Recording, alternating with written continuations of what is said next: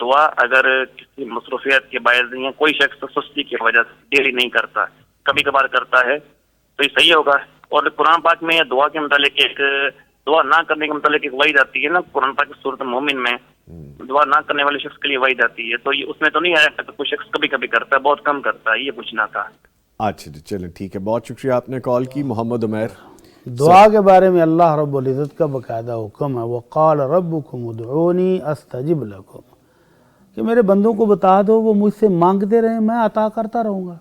تو یہ اب بندے کی اپنی خوش نصیبی ہے کہ وہ اپنے رب کے ساتھ ہر وقت اٹیچ رہے، جی ہر وقت مانگتا رہے، ہر وقت جولیاں بھرتا رہے، ہر وقت اپنی رحمتیں رب کی لوٹتا رہے.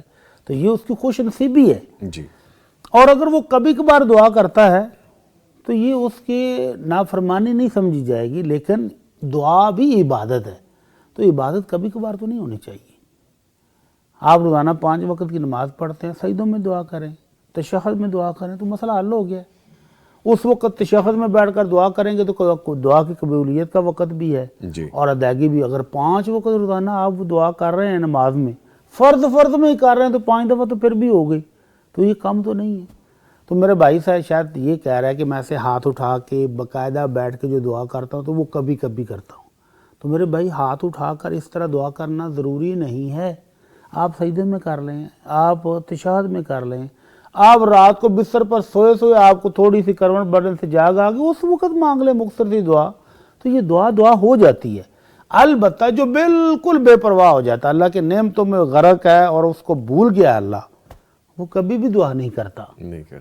تو اللہ تعالیٰ فرماتے ہیں وَمَن لَمْ يَسْأَلِ اللَّهَ يَغْضَبْ عَلَيْهِ، اللہ کے نبی صلی اللہ علیہ وسلم فرماتے ہیں جو اس مالک سے نہیں مانگتا وہ اس پر ناراض ہو جاتا ہے کہ یہ میرا بندہ مجھ سے مانگتے نہیں، ہے فقیر، ہے نادار، ایک لمحہ بھی اس کی رحمت کے بغیر جینا ممکن نہیں ہے.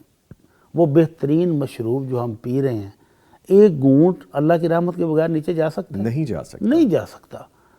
ہمارے ایک بزرگ حکیم تھے، ماہر حکیم، تو وہ کہتے ہیں پوتے کی شادی پر بارات پر گئے ہوئے، نوالا لیا تو نوالا ادھر اٹک گیا، 2-3 دن بیمار رہے، نوالا ہی نیچے نہیں جا رہا. نوالا نیچے جاتا تو پانی اٹک جاتا ہے، پانی اٹکتا تو وہ نوالا، برے حال تھے. تو یہ اللہ کی رحمت کے بغیر جو ہم کھاتے ہیں جو پیتے ہیں یہ گلے سے نیچے بھی نہیں اتر سکتا.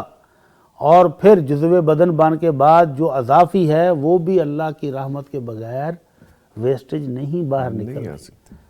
تو اس لیے انسان محتاج ہے تو اس کو اپنے رب کے ساتھ رابطہ رکھنا چاہیے اور ہر وقت مانگنا چاہیے، اور خصوصاً اس وقت جب وہ مالک خود آ کر پکارے کہ میرے بندے لے لے کچھ لینا ہے. بیوٹیفل، بہت خوبصورت. جب وہ مالک آ کر آفر کر رہا اس وقت جاگنا چاہیے، اس وقت مانگنا چاہیے.